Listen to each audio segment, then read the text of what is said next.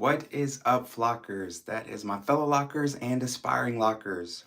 Today, I wanted to come in and do something a little different. This is my first time live streaming vertically, so wanted to try that, but I just thought for anyone who is out there who either already has locks and an undercut and wondering what they can do with it because they're just tired of wearing it down or just wearing it up like I typically do. Um, or maybe you're considering getting not microlocs, you're considering doing an undercut, but you're on the fence because you're like, I'm not sure how this is going to work out with my hair and if it's going to look good and if I can style it and things like that. So I thought that I would create some type of video to hopefully inspire other people of what you can do with your undercut.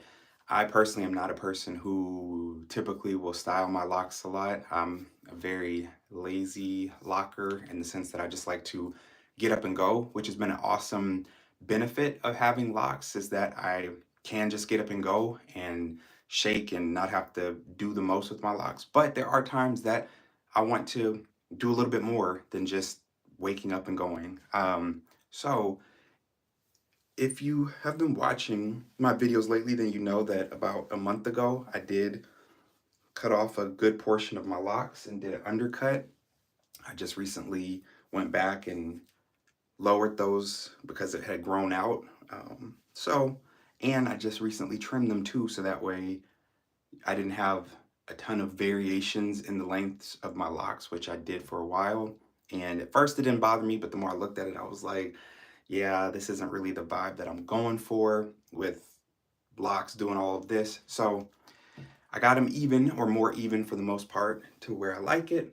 But the default styles have been down, which I don't do that often, or I'll just throw it up in a quick ponytail like that. Now, as this looks good, hey there, how you doing? As this looks okay, the problem with doing it like this is that, I don't know, it just, like, you see, it doesn't do a good job of all getting in there and it kind of puffs out. And so it's not the favorite. So what I've been doing to combat that is the basket weave because it holds things down nicely. So if you don't know how to basket weave, this is one of the easiest styles that you can do. And you don't need a lot of experience or anything like that. You're just laying the locks on top of each other as you go back. So if you're really particular about keeping the same amount on each side, you can. I'm not. So I just grab a little bit and you just want to make sure that you do your weave. So if you start with your right hand like I am, and then your second pass is on the left, just make sure you go right, left as you go back. And then you just pick up a few more as you're going back. Again, like I said, you don't have to be extremely particular about how many you're getting from each side. But yeah, you just grab them and you basket weave them back. And like I said, unlike cornrowing and other things, this is a really simple way of doing it because you don't have to have a ton of experience or any at all, actually. You can get it to look good. And it's great because you don't have to put a lot of tension on your hair. You can make it as loose or as tight as you want and it will still look good. I'm in need of a retie, and even needing a retie, it still looks nice. So, all right. And then you can go back as far as you want. And then from there, then I can take it and gather it into the ponytail. And then now you see, because of that, I don't have that like awkward sticking out thing that I was having before when I just did the regular ponytail. Like it's nice and compact, right? Still gives the same effect, but just a different take on it. And now you have a style instead of just a ponytail that you throw in your head. So that's a quick and easy one to do. But I wanted to get, I don't know if elaborate's the word, but do a little bit more than that and just try to change it up some. So I thought, and this, honestly, I want to do 4 sections. And this, honestly, it can be, you could do cornrows if you know how to cornrow, and if you don't know how to cornrow, then you can always barrel roll, not barrel roll, what's it called? Flat twist. So I think I'll do one side with cornrows and do the other side with flat twists, just so you can see what that looks like. But let me see. It's always hard for me to cornrow when I'm looking in the mirror because I just have to close my eyes and not pay attention to what I'm doing. Otherwise, I will overthink it and do it the wrong way if I'm looking at it. So I typically just do it by feel as I go back and grabbing another lock as I go back. Sometimes I grab two, just depending. Again, I'm not super particular about making sure I grab the exact same amount every time. You just don't want to grab too many because then your section will get thick quickly, and you don't want that as you're trying to keep them somewhat uniform and small, right? And again, with this, you don't want to add a bunch of tension, so I like to keep things light and not pulling a bunch on my hair, not adding a ton of tension. Oop, I don't know what I just did there. I lost my thing. There we go. Okay, so I've got my cornrow, and then I like tying off my locks with my own hair as opposed to trying to use bobby pins or anything like that. So I will take my own locks and wrap them around and then tie them off. And I did not do a good job of paying attention to what lock I was grabbing to wrap, so that's not the best wrap job, but I don't want to hold y'all too long. Right, so again, I'm in need of a retie, so it's not going to be as fresh as if I had a fresh retie, but we got a cornrow there. All right, then my next section, and we'll see, like I said, I'll do cornrows on this side and I'll do flat twist on the other side and just see what the difference is, if it looks pretty much the same, if one side looks a little bit better than the other. So same thing, gonna cornrow back. So I'll start out with my 3, and then I do under. So I know some people will cornrow over. For me, it's just easier to go under as I'm picking up. But whatever method you choose and what works for you is what works for you. The thing that I'm not crazy about when it comes to cornrowing is that my arms just get tired really quickly. So that's why some people may prefer flat twisting, just because it's easier for most people. You don't have to think about it as much, and usually it's quicker, so your arms aren't giving out on you in the middle of the process, because right now my arms are tired and I've only done 2. That's the great thing about having this undercut, though, is that I don't have as much hair as I did before, so now I'm not having a cornrow. Whew, y'all, why is this a workout? I'm like out of breath. Not having to cornrow all the way down anymore because I don't have hair going all the way down. So that is a plus. Another plus of having the undercut is just having less hair when you do style to get into the style. Because I have cornrowed all the way down before when I had all my locks, and that took a long time. Whew. Y'all, cornrowing your hair is not for the weak, the faint of heart. All right, so I've got my 2 cornrows on this side. All right, and then this side, I'll do practically the same thing, but like I said, on this side, I'm going to do flat twist just to give a little comparison, contrast, and see which side we like better. All right, and just like everything, I'm not super particular with making sure that all my lines are straight and making sure that my parting is straight, so y'all are just gonna get what you get. This one, although, does seem a little smaller, or the section seems smaller, so I don't know. You see how quick it is when you flat twist, though? That's what I love about flat twisting, is that it's quick, and although it does look different, than a cornrow. It almost mimics the appearance of a cornrow. And so, if you're not one of the people that knows how to cornrow your own hair, you can still achieve the same type of styles that you can with cornrows, but with the simple flat twist.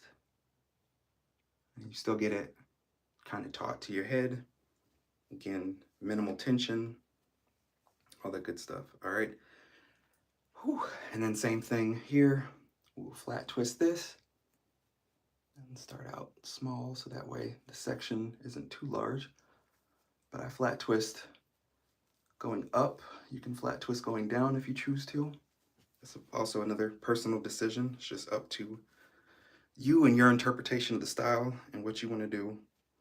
Now, I will say that when you flat twist next to cornrows, it's going to look kind of weird because one side is going up, whereas the other side is kind of flat. So you do have that situation where it looks different. But obviously, if I were to do all cornrows or all flat twists, it would look more uniform. So just keep that in mind, that I wouldn't typically do two different ones in one hairstyle. This is just for the purposes of seeing which one we like better and giving people options. I did not tie that off right.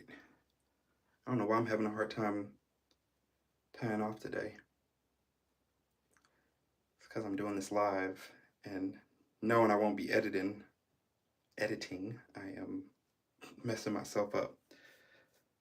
All right, but yeah, so again, as you can see, the flat twist, even though it is a flat twist, it's going to give you a higher poof than the other side. But here we got two flat twists on this side and two cornrows on this side. All right, so then I would just gather it to a ponytail. You could do a bun if you wanted to, but all right, for purposes of viewing so you can see. So if you had flat twist across all the way, then it would be something like this. And if you chose to do cornrows like we have on this side, then it would give you something like this. So like I said, the cool thing about having the options is that they don't look the same, but they look similar enough that, like I said, if you're not gifted at cornrowing your own hair, then you could do the flat twist as the option, and you could still achieve the same styles and the same look that you achieve when you have cornrows without the problems of having to figure out how to cornrow your own hair. I will say that with the cornrows, it is closer to your scalp, so it does make the style shorter, and so just it depends on what look you're going for. But yeah, so I like them both. I don't know, y'all let me know in the comments which side you think is a better side in terms of if you were gonna rock this out and whatnot. Do you like the cornrow side better, or do you like the flat twist side better? I don't know. I could see myself rocking both, honestly. But the great thing is that, again, it's a simple style, it's quick and easy, and I was able to do that whole style with two different types in like 5 minutes. So for those people like me who don't typically style their hair, and if they're going to, it needs to be something quick because you don't want to spend a bunch of time doing it. Those are quick and easy styles that you can do. Whether you have undercut or not, you can do that with your locks. I've done those when I had my full head of locks as well. But just giving you suggestions if you do have an undercut, or if you're considering getting an undercut and just trying to figure out what you could do with your locks with an undercut. All right. And I just love that with the undercut, I mean, if you're looking for the voluminous look and for your hair to look voluminous and a lot of volume, I guess that's the same thing, then undercut probably isn't for you because you're not going to have as much hair as you would if you didn't have an undercut. But how long did it take for your braids to lock? So if I'm being honest with you, so I'm on a little over 2.5 years on this journey, and I started having budding probably 5 to 6 months into it, but I have had braid pattern in my locks even up to this day that we're 2.5 years in. If I get really close, it's hard to see, but they are still in the front, you see, at the bottom, I still have braid pattern. But the great thing about the Microlocs is that unless I get this close, you're not gonna be able to see that there's braid pattern.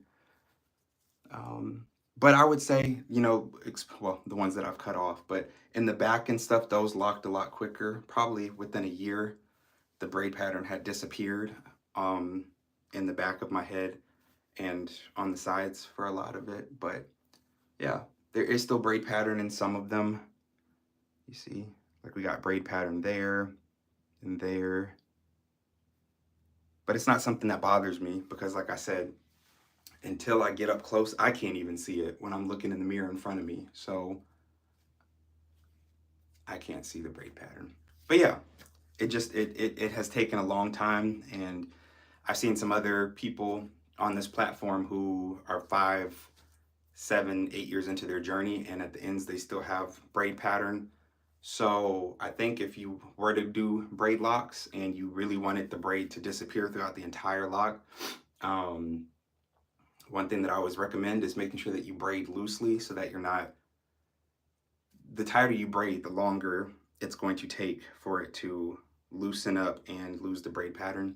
But there's always an option to take a crochet needle and go through your lock and kind of, as if you were crocheting your locks to tighten them or whatever, but kind of pull with the crochet needle your hairs up in different directions. So that way you mess up the braid pattern and kind of irritate the braid pattern. I hope that makes sense. But yeah, like I said, if you're really wanting the braid pattern to disappear quicker, then that's what I would suggest, is to go in at some point. Not in the beginning, because you don't want to mess it up in the beginning. But once your locks have started to form and mature and do their own thing, then I think once you get to a certain point in your journey, if there's still parts that you have the pattern in that you don't like, you could go in and do that. I don't, because it doesn't bother me. But yeah, y'all, those are some quick styles. You know, there's always the high bun that you can do. Some people will do a pineapple. I don't like a pineapple on me, so I don't rock that, but I will rock a high bun where I just throw it up, kind of like it's in a pineapple. And of course, I don't have a second hair tie, so I'm not going to be able to fully show you, but you know, you have the pineapple, and then I'll go back in with the second hair tie and put it on around like that.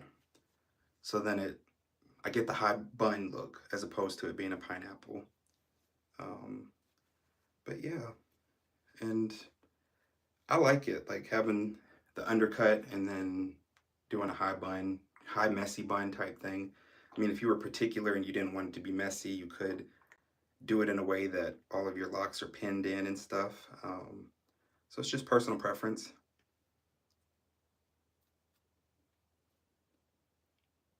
Okay, you're planning on starting your locks with braids when you get to your 6-year mark of growing your hair. Yeah, for sure. I have been on several lock journeys, and this is my first time doing braids to start my locks. And out of all the lock journeys that I've done, whether it was with 2-strand twist, comb coils, instant lock method, I can tell you that doing braids has been my favorite, just because of all the perks of, with braids, your hair is stretched out more. So you have less shrinkage in the beginning when you're starting your locks, as opposed to like when you do comb coils or 2-strand twist. And then, yeah, I don't know. I've really thoroughly enjoyed this lock journey with the braids, and it's easy. I could wash them from day one. I didn't have to worry about them unraveling or coming undone. That might not be everyone's experience if you have a loose curl pattern, but I have a very tight curl pattern, so I've never had to worry about them coming undone. And yeah, if you go with the tape up, then yeah, you start out your lock journey with the high top or whatever you call it. undercut, then that alleviates a lot of issues too, because you have less hair to deal with. I'm glad I started my journey the way I did with the full head of hair, but I'm glad now at this point in my journey that I decided to do the undercut. It's been fun and I enjoy it. But yeah, like I said, I don't want to hold y'all too long, so I just wanted to come in here and show some different options that you can do if you do have an undercut or considering doing an undercut, things that you can do with your locks, so that way you can get inventive and you don't have to just settle for either having your hair in a ponytail or just having your hair down all the time. There are a lot of different things you can do with your locks, even when you have an undercut. All right, if you want to swoop them to the side, you can do that. If you want to have some down, some up, like there's just a lot you can do. So just like in any lock journey, sometimes people are worried that the lock journey is going to be limited because you don't have your loose natural hair or loose hair. But yeah, Microlocs for me and just locks in general have proven to be versatile, and they can be styled just like most other hair, especially with Microlocs, being able to style them like loose natural hair. So yeah. Okay, been growing your undercut since December 2022. Oh, well, that's what's up. But yeah, then I'm excited for you and your lock journey that you're going to start, and that should be awesome. So I appreciate those who have tuned in.